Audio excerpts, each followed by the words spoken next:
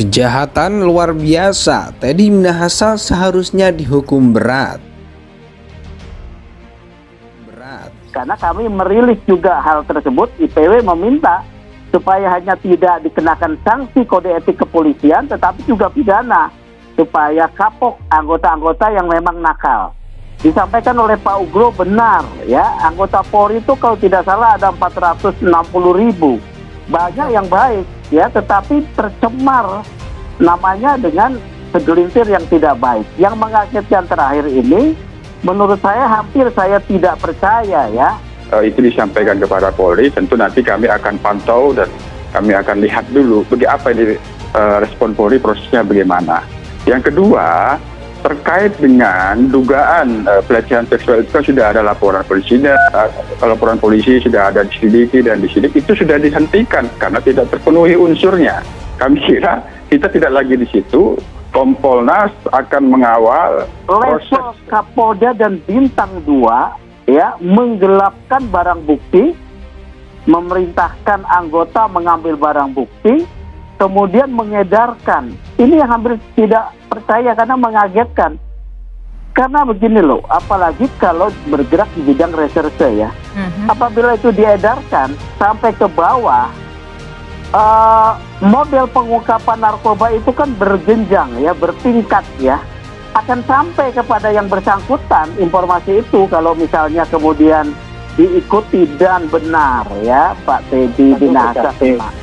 Jadi kemarin itu tanpa adanya pembuktian adanya pelecehan ataupun apa di Magelang sana, itu sudah cukup bukti untuk itu nanti biar diungkap di pengadilan. Makanya dengan adanya itu rekomendasi dari Komnas HAM itu nggak ada gunanya bagi polisi, karena polisi pasti tidak akan pengen menggali apa yang terjadi di sana. Cukup yang patut kita telusuri terkait dengan dua kasus terakhir ini, apakah ini yang menghebohkan karena jenderalnya, ataukah sebenarnya pola-pola kejadian seperti ini, yaitu rekayasa kasus, kriminalisasi, penggelapan barang bukti, dan hal-hal lain lagi yang sebenarnya ada di dalam kasus-kasus yang melibatkan jenderal ini sebenarnya adalah peristiwa-peristiwa yang sering terjadi misalnya di tingkat bawah.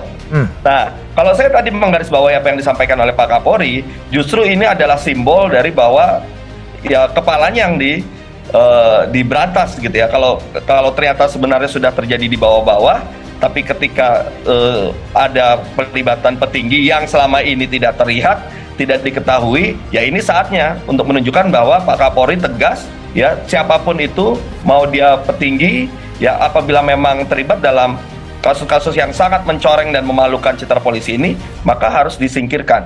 Ya, itu yang saya tangkap pesan dari kejadian-kejadian. Jadi betul. Ya, kalau penyisian dalam rangka apa? Penyisian itu kan hanya diambil beberapa miligram mungkin yang akan diperiksa, disisihkan di situ. Jadi kalau 10 kilogram bukti yang harus dihancurkan, ya. Kenapa? Kalau misalnya sampai 10 kilogram yang disisihkan? 10 kilogram aja bawahnya berat. Menurut saya tidak perlu 10 kilogram lah. Mau diperiksa apanya? Sabu sekitar 10 kilogram, ya. Cukup sekian gram saja yang diperiksa.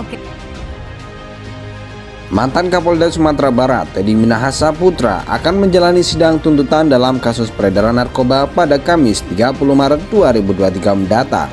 Diketahui Teddy Minahasa telah terbukti bekerja sama untuk menawarkan, membeli, menjual, dan menjadi perantara penyebaran narkotika jenis sabu bersama dengan orang suruhannya Dodi Prawinegara, Samsul Ma'arif, dan Linda Puji Astuti.